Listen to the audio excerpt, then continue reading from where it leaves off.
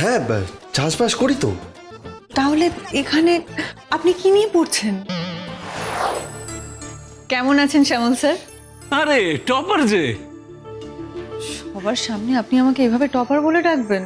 টপারকে তো টপারই বলতে হবে। এনিওয়ে, তোমার ইউপিএসসি প্রিপারেশন কেমন হচ্ছে?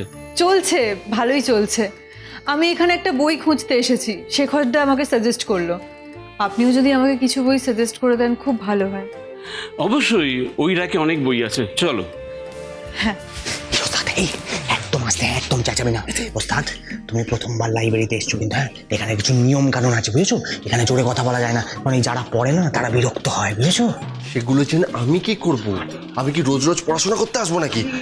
আস্তে আস্তে তুমি বৌদিকে এটাই বলবে না যে লাইব্রেরি তোমার দ্বিতীয় ঘর, তুমি এখানেই পড়ে থাকো, তাই এখানে নিয়ম কানুন সম্বন্ধে তোমার জানা উচিত নাকি? হ্যাঁ, এবার যাও। বাবা লাটাই, আমি তো দেখছি তুই বিদ্যাসাগর হয়ে গেছিস। হ্যাঁ,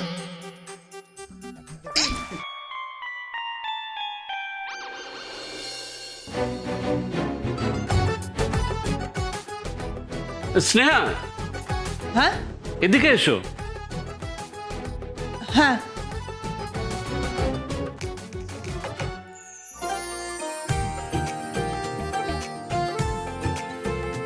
আরে ওদিকে কোথায় যাচ্ছিস? এদিকে এদিকে।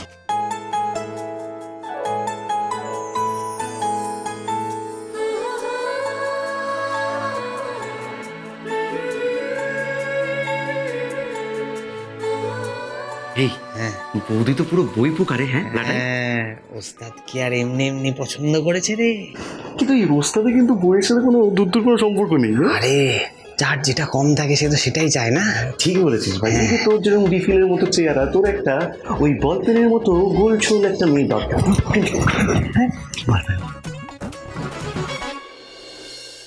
যদি ওর হাতের বইটা এখন আমি হতাম আর ও আমায় এইভাবে যত্ন নিয়ে ছুঁয়ে ছুঁয়ে উল্টে দেখতো।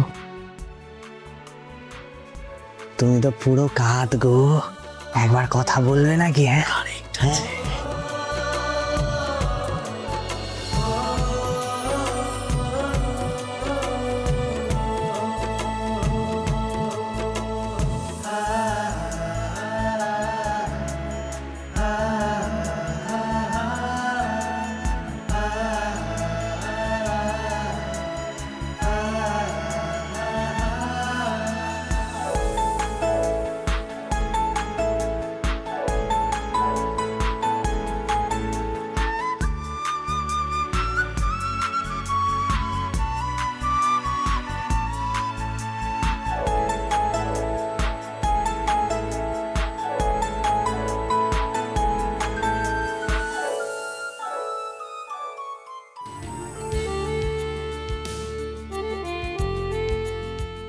রাজা, আস্তে আস্তে।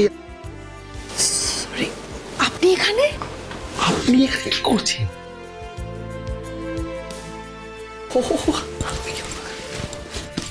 ওই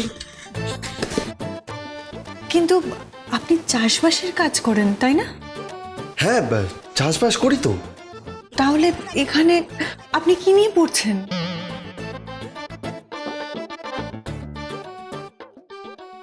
কি বই খুঁজছেন আমাকে বলুন।